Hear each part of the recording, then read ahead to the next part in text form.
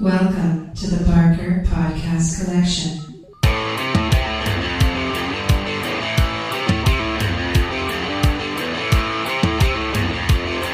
I suck, you suck, I suck at Call of Duty.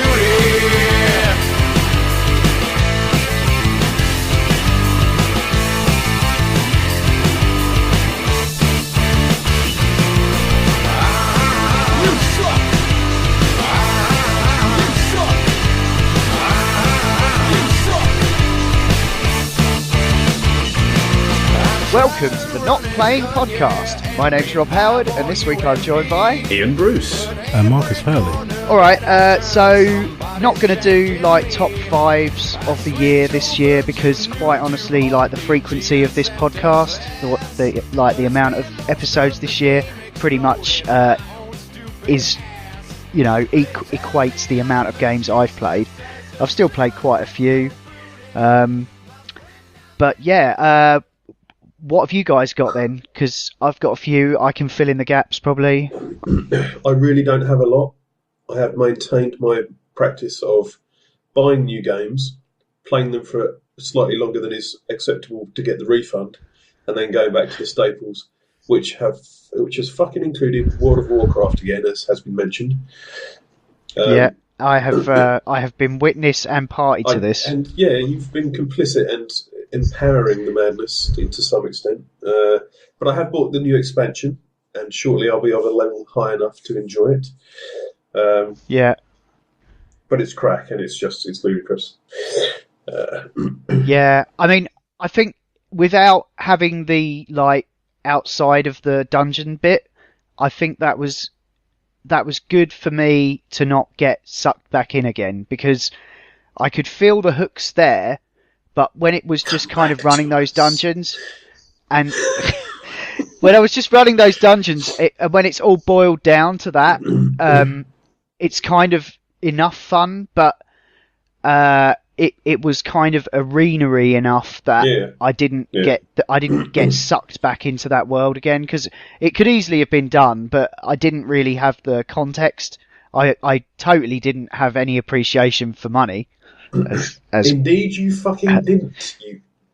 No, I did a baldrick, Marcus. Basically, they gave me a load of in-game money, 1100 and I just gold, bought, which takes a few hours to acquire if you're doing it dedicated. Yeah. And a friend of the show, Radis, had acquired this money, which I passed on to young Rob to purchase some very explicit, expensive things, which are 500 gold each. Yeah. Before Bobby reveals what he's turnip. done, it's worth pointing out that at the level that we were at, good weapons come along about every 20 minutes. If you're doing dungeons, you'll just, here's another one, it's better than the last one, awesome. And then 20 minutes later, here's another one, it's better than the other one. And somebody went to the auction house just while we were in between dungeons and just having, a bit of a break and selling shit.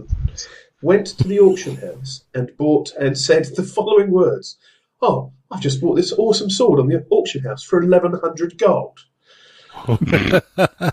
I believe I actually compared it to the episode in Blackadder.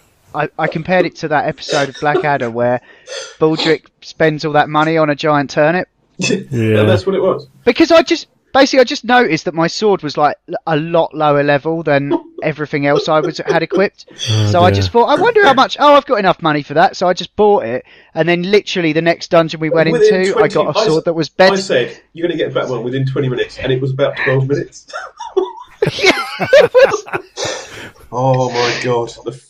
My reaction, especially, I think, was stupid and in my defence. To me, things like this are what make video games. I mean, there's stuff they can hand you, but it's experiences that you put together playing with friends. Yeah, it's just like we could send him back to the hospital now because look at what he's done. How does money work? It was very funny. It was. Yeah, I was going to say classic Wednesday night gaming for me. It was just okay. Because somebody missed a game mechanic or doesn't understand this. For example, I spent probably a couple of months playing Neverwinter Nights with everyone before realising, I've got magic as well. You don't have to just hit them with your stick.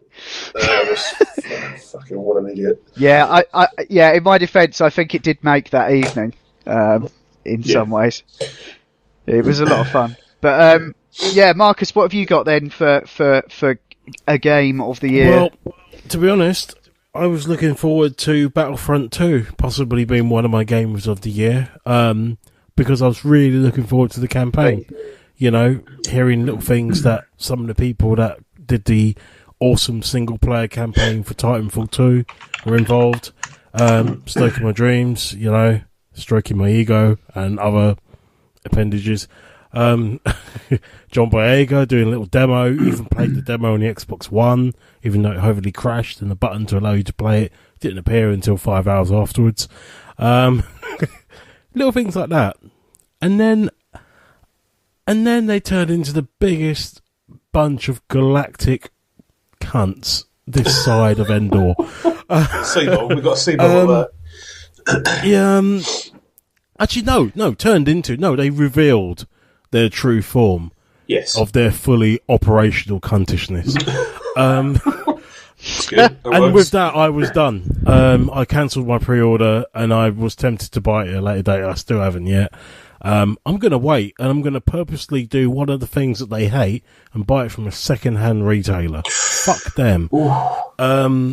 I want to play the campaign. I don't really give too much shits about the multiplayer stuff, because it's fun. It's Battlefront, but the time's gone. You know, I'm not playing it alongside my brother, running to get the AT-AT to kill the other player on the other side of the map. As much as those games were fun during the PS2 era, which is why I was interested, yeah, it just left me cold once again. And so I've retreated back a couple of years to a dead system moon known as the Wii U, where I was embraced by a Italian guy in a go-kart with a dodgy tash. And I've been enjoying Mario Kart 8, which is the last iteration of it. It's come out on the Switch since. But so it counts. Excellent. No, well, to be honest, I don't even give a fuck if it does count or not. Yeah. It is the most fun game I have played in the last 2 years, including all of the modern ones. Because, Jesus Christ, I miss this about gaming. The banter, using banter, just everything about it. We've played against people online as well, randoms. Two of us, multiplayer, coach co-op. Coach co-op. American sitcom. I got a fever. The only thing I can say is my cowbell. Anyway, but I miss the idea of couch co-op and then going online and playing against other people. And there's no lag.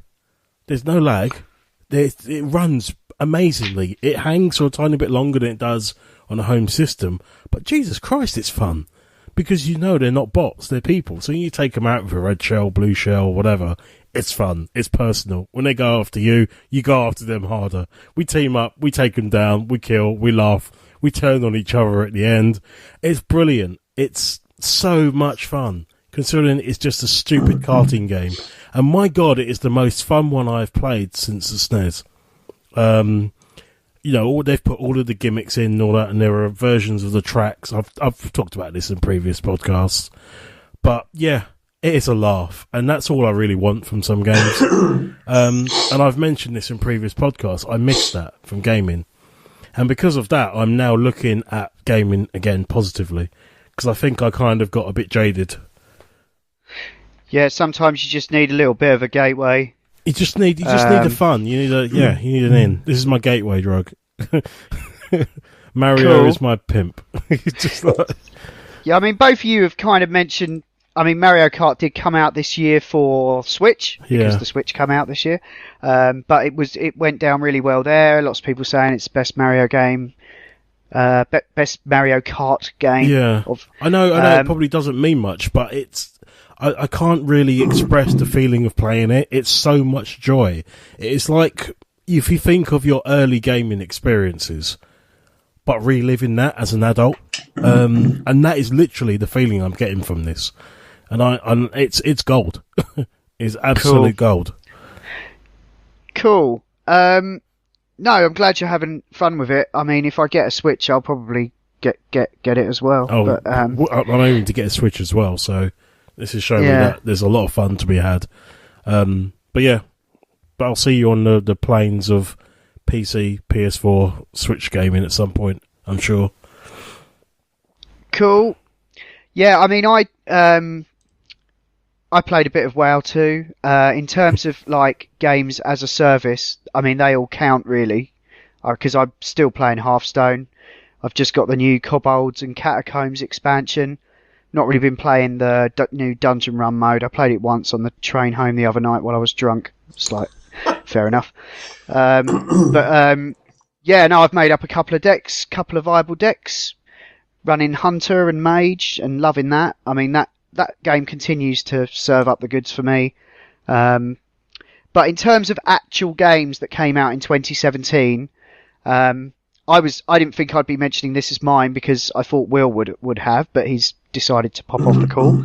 But yeah, Horizon Zero Dawn easily. That game it's probably been the biggest mainstay this year. I took about 65 hours to finish it, and obviously not having full access to the PS4 in the lounge, I guess it dragged it on a little bit longer than it could have. But it was a game that I was in no hurry to finish either, so I kind of definitely got my money's worth. Everyone talks about this Uber armor you get at the end. I didn't get that, so that's something I maybe need to look into. As do I need to look into the Frozen Wilds expansion, but that I can do that another time. I want to wait till I've got my 4K telly to play that, because everyone's raved about how good Horizon Zero Dawn looks in 4K, and I haven't been able to witness that yet myself, so that's what I'll save that for. Have you guys got anything else? Because I mean, I've got a few here I could mention, as well as a couple of disappointments. Go for it, mate. Go for it. Well, I think one that I think you would probably agree with, Ian, is What Remains of Edith Finch. I thought that was pretty special. That's the other game I've played this year. Was that this year? I thought that was last year. No, it was this year. And that's my game of the year then. Okay. Easy. I had that backed up. I thought you might have mentioned that one, but that's pretty high up for me. Why did that not appear in my Steam list when I was trying to figure out what the fuck I've played? I need to keep notes or something old-fashioned. Starts with W, maybe. No, if you feel like recent, it's... Oh, right, I haven't tried filtering by recent. Oh yeah, 137. Fucking hell. Yeah, there's a ton of shit I've installed since then, but not played. Fair enough. This month. Yeah, it was a beautiful experience. I wouldn't even call it a game, to be honest. Not in the conventional sense. It's a it might. Tragedy of life simulator. But in a beautiful way. So many in a really positive way, really. And so many ideas in like a very short, sharp shock of a game, you know, like, there's a whole bit that's, I don't want to spoil it really, but you play as different characters sometimes. Yeah, you're going through a family, aren't you? And you're sort of like possessing each family member and seeing it from their point of view. But yeah, it's a difficult one to really talk about. I think that's probably like a reason to not, you know, that it's not as perhaps memorable in this context, because you don't really want to spoil it. It's like the first few days of a Star Wars movie. You can't really talk to people about it because you don't know who's listening and who's going to punch you in the face when you say X, Y, or Z. Yeah, I just hope by continually mentioning it, and I think that's kind of the purpose of everyone doing these end of year lists, is to just kind of go like, these are the things that were awesome. If you missed any of them, definitely check them out. Yeah, like, it's probably going to bubble up that high at some point. If it hasn't already. It'll probably be in the Steam sale, the upcoming Steam sale. £15 when it's not on sale on Steam. I do think it's worth that. Jesus. Yeah, definitely. Yeah. I think I actually have it on Steam. I just haven't got around to it. It'll take you, which is a crime in itself. Because or an afternoon. I remember you guys saying, I think I bought it straight after you guys mentioned how good it was. Yeah. And then I just didn't get around to it. So I'm looking now in my. It's kind of a Sunday. It's 2 hours. It's like You can sit back on the couch and play it. Like it's a Sunday afternoon game. It's probably a game that would work with somebody watching you play it as well. I think it would work really well against that, actually. Yeah, because and you could just take turns on the bits, like fancy doing this bit, you know, it's not a very intense game. There's a couple of sections which kind of have a bit of a flow to them that would be awkward to pass the controller with, but no, I thought it was awesome. Another game I'll just round out. Basically, my top 3 is Horizon Zero Dawn, What Remains of Edith Finch, and the new Uncharted game, which came out and is Uncharted. So set your expectations at that level, because it's just as good as Uncharted 2. In some ways, Uncharted 4. In some ways, I actually prefer it, because it feels like they're just hitting all the beats that make those games great, but it doesn't go on for 20 odd hours, which seems a bit excessive for the kind of game those are. Jesus. Well, yeah. But yeah, that was cool. I've got a couple of disappointments. The first one being Prey, which I finished earlier today, actually. That one on paper is everything that I love about video games, but whereas like Arcane's other game, Dishonored, lets you feel really powerful and like gives you the opportunity to experiment, Prey is basically the opposite of that.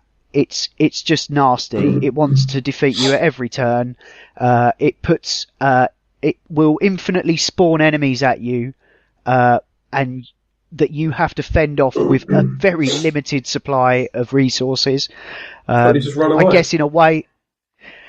Yeah, well, that's kind of what I ended up doing a lot in the end. Like, especially towards the end, I was just evade. I mean, you get a couple of abilities later that allow you to control machines and control the Typhon that come at you. But yeah, the size and shapes of those things. I don't know if you saw in the early trailers the little sort of face hugger things. Yeah. That they get human size, and it just gets worse after that. There's a thing called the Nightmare that basically just you'll just be in any area of the station, and it will just appear, and you have like it's a timer starts ticking down, and it says defeat or evade the Nightmare. I killed it twice in the time that I was playing it, in 2 different locations in 2 very different ways, but I don't know. At the end of the game, it also miffed me that there were so many like side missions and stuff that I didn't do, because I was just like, I have to get out of here. You know, I've got to get out of this place, and the way you would have to navigate to certain areas of the station in 0G was just so. I found it like the swimming sections in the original Half-Life. It was just so fucking. What's it called when you don't like small spaces? Claustrophobic. Yeah, it just felt like that. And I mean, it had a lot of things going for it, like the way that the space station was sort of like a coherent structure that you could traverse around. But I would just get so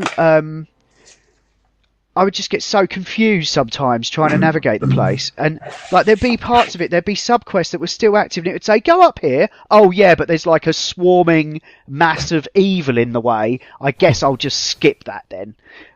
So yeah, I just found it a bit frustrating really. And the fact that I actually parked the game a couple of times in the year probably didn't help. It's probably for a discussion as a podcast maybe, but I don't get why, if you weren't enjoying it, you finished it. Because it's choice. Because I know you've paid for it, but you might. Yeah, I paid full price for it. I sort of really felt like I needed to. It's okay if you're not enjoying it. Why not go and do something you're enjoying instead of rile yourself up to the end of the game and then go, "Yeah, I absolutely didn't enjoy that." Yeah, I know. I should be better at ditching stuff. I've got better at that. I've got better with TV now. I started watching Wormwood last night, not to go too into not watching, but I'd started watching Wormwood because I'd heard that was quite good, and it's like half documentary, half drama, and the guy who did it is, I've liked some of his other stuff, but I just couldn't get into it, so I've ditched that, you know, like I just watched the first one, and I don't think I'll bother with it. That's all right. But I used to be terrible. I'd be like, well, I have to watch all of this Yeah. and have an opinion on it before I couldn't All just I'm walk away. suggesting is sometimes it might be better to just write that money off and go and do something you enjoy, or that you might enjoy. Yeah. If you've definitely assigned it as shite, unless you bit of reading up, see if it's going to redeem itself at the end, perhaps. Otherwise, just stick it in the shit pile and move on. Really. Thing is, I was putting it off, like going back to that. But when I did go back to it, like last week or whatever, I did actually enjoy myself for a bit. But it just felt like Maybe it's just- I guess maybe I just wasn't in the mood for a game that was such a grueling sort of survival horror so maybe thing. it needs to be a paced thing rather than a right. I've got all day Sunday. I'm going to give it a go. And after 2.5 hours, going, I just want to die. I'm never going to play video games again. Yeah, which is all right as well. it did. Yeah, I feel like with Prey, I was just trying to get to the game that was beneath the surface, kind of thing. Yeah. I wanted to find the game that I wanted it to be, but it was just so if you're harsh. in I the couldn't be 11th asked. hour, it's unlikely that game's going to appear, really, isn't it? Yeah. I've got one more slight disappointment. Another game that I still managed to sink tons of hours into, but came away feeling a bit cold, was Middle-earth: Shadow of War. I loved the first game, but this one looked like it basically hung the whole thing off these castle sieges. And at the end of the game, even though it kind of gives you an ending, after that ending, there's this thing called the Shadow Wars, where you basically just do all these endless sieges, where you're defending your fortresses or winning them back after they've been taken. And it's just very tedious. You end up just doing the same 5 points over and over and over again until it gets to stage 10, and then you get the credits. Jesus, they're taking the piss with some of these games, really. The reason for it, obviously, was to legitimise the whole loot box thing that they added onto it, which caused a controversy earlier in the year. Loot boxes have been like probably the bum note of this year, to be honest. I feel like while they're a thing that you can ignore in games, you cannot help but notice that the compromises that the games have taken to include them. Yeah. Just this endless sort of grinding stuff. If I have one resolution for next year, is that I'm going to be giving any games that have that in them a very wide berth. Yeah. Just because I just can't be. I just haven't. Yeah. Life's too fucking short, man. Like I just can't And be also, dealing with it. so that kind of encourages the cyclic gameplay where, right, if you kill 20 of these things, we'll give you a little thing.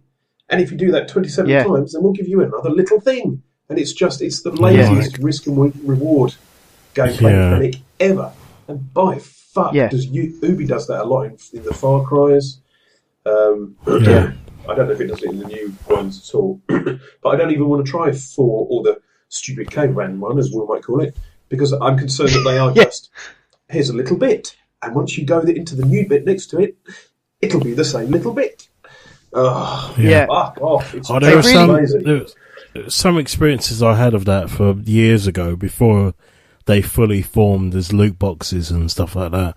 I remember in it was Final Fantasy 12. There was a weapon, Excalibur.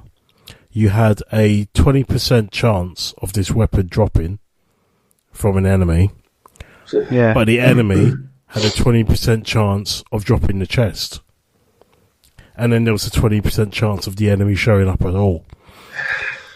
I wanted to slap the guy that made that decision, because that is just bullshit.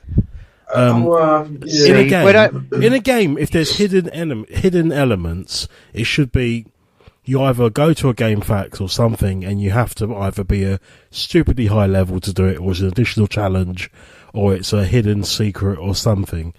And then there's buy-in, and the fact that the only way you could find this out, it wasn't in the actual game guide. You had to then go online and create an account to access a hidden section. Jesus. Yeah, and you're like, just fuck off. How does this impact the story? The whole purpose of a game is to give an experience, tell a story, build a world, make you a part of it, or the main protagonist going through it, or antagonist, depending on the story. Yeah. the fact that we're discussing shitty little extras, which and then the thing is, they hide behind things like saying, "Oh, but we've had expansion packs for years." These aren't expansion packs. These are basically parts that should have been in a game. They've made a decision to take out, hide behind a paywall, and now add a gambling element to it that you may or may not get this element. Yeah. I can ignore all that. It's just when they design the game for that system and just make you do loads of grinding to get to the credits. But that's what I mean. That's what I mean. And they almost make it seem like worth the risk, because you kind of go, "Oh God, I don't want to have to do 50 missions to get this thing. I'm going to just chuck some money at this random shitty loot box, and maybe it'll give me something to end the misery." And you think that is not playing a game. Life is shit enough where you're going through grinding to earn. Yeah, I mean, it's a job. Is what it is. That's what a job is. Yeah. A job is... I don't want to put on a game to be Job Simulator. Yeah, a job is frequently the carrot dangle of a good thing coming up if you do all of this stuff. And why do that for a fucking hobby as well? Jesus. Absolutely. I mean, if they were to put it into Kingdom Come Deliverance, I would probably still buy that, because I don't know. I think I'd be fairly confident that they would be added at the last minute and weren't there at the very beginning of that game's inception. I can ignore them when they're like that. Like in Deus Ex, they just crowbarred them in at the last minute, and I could deal with that. I just ignored them. Why not be ethical and don't do it at all? Not necessarily Because ethical, it's business, just though, like business.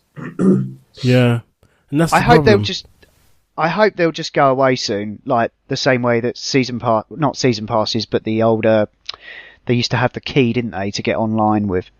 That disappeared. Yeah. I'd rather pay a subscription for online games rather than everybody was on a level playing field based on time that you've played, rather than force people to pay for an extra game component because you're fucking... Yeah. Yeah, and the other thing is, I don't mind loot boxes on a game that you're not paying up front for as well, because that's a whole other whole other thing. Anyway, I think we've drilled this into the dirt, and I don't know, unless anyone else has any other games they want to mention, I'm quite happy to end it there. Yes, me too. Yeah. This has been the Not Playing podcast in partnership with notlistening.co.uk, where you can also hear myself, Marcus and Ian talk about movies and TV on the Not Watching podcast, and Adam, Ash and Will talk about all manner of funny things on the Not Listening podcast. You can email us at notplayingpodcast@gmail.com, or you can tweet at or follow us on Twitter at notplayingpod. You can find the show notes for this show at notlistening.co.uk, and if you're listening to us on iTunes, then please do give us a review. Anyway, that's all for now. Thanks for listening. See ya. With no booty. My friend, I'm inclined to agree, 'cause I suck. I suck